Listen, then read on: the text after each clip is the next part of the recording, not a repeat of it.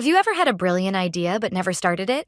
Maybe you've rewritten the first chapter of your book several times, but chapter 2? Still blank. If that's you, you're not lazy or unmotivated. You might just be stuck in one of the sneakiest traps of all, perfectionism. Welcome back to our series on self-sabotage. In our last episode, we talked about resistance. Today, we're diving into perfectionism, the polished, polite form of procrastination that feels like high standards, but actually keeps us from doing the work that matters. So, what is perfectionism really? It's the belief that our work should be flawless from the very first try. And while that sounds admirable, it's actually a setup for failure. Think about it. Were you perfect the first time you walked? The first time you cooked? Or tried anything new? Of course not. But when it comes to our dreams, we expect perfection on day one. And that's the problem. Because perfectionism convinces us not to start, keeps us endlessly tweaking and planning, and ensures we never actually finish. Why? Because deep down, we're scared. Scared to fail,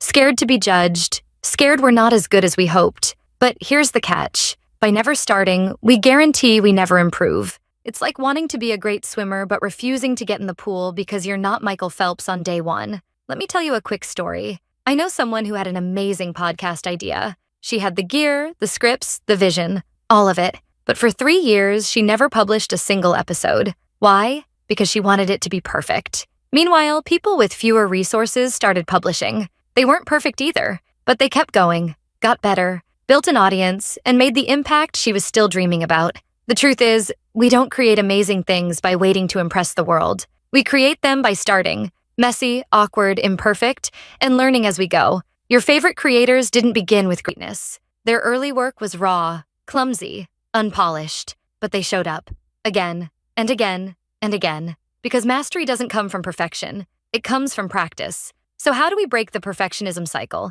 It's simple. Just start. You don't need to be good to start. You need to start to get good. Want to write? Just write. Don't worry about writing a bestseller. Want to make music? Record something. Don't worry about creating a hit song. Want to start a business? Take the first imperfect step. Done is always better than perfect. Progress will always beat perfection. So here's your challenge. Think of something you've been putting off because you want it to be perfect. A project, a conversation, a dream. Now ask yourself, what would happen if I just started, knowing it wouldn't be perfect? The beautiful thing about letting go of perfectionism is that it leads to better results. When you're not paralyzed by needing everything to be flawless, you can experiment, take risks, and discover new directions you never would have considered.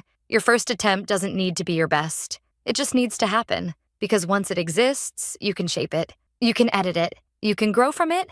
But you can't improve what doesn't exist. So let it be imperfect. Let it be real. And let that be enough to begin. Next time, we'll uncover another subtle way self-sabotage creeps into our lives. And more importantly, how to break free from it. Be sure to subscribe so you don't miss it. And if this message hit home for you, share in the comments. What's one thing you've been holding off on because you wanted it to be perfect? Sometimes, admitting it out loud is the first step to finally starting.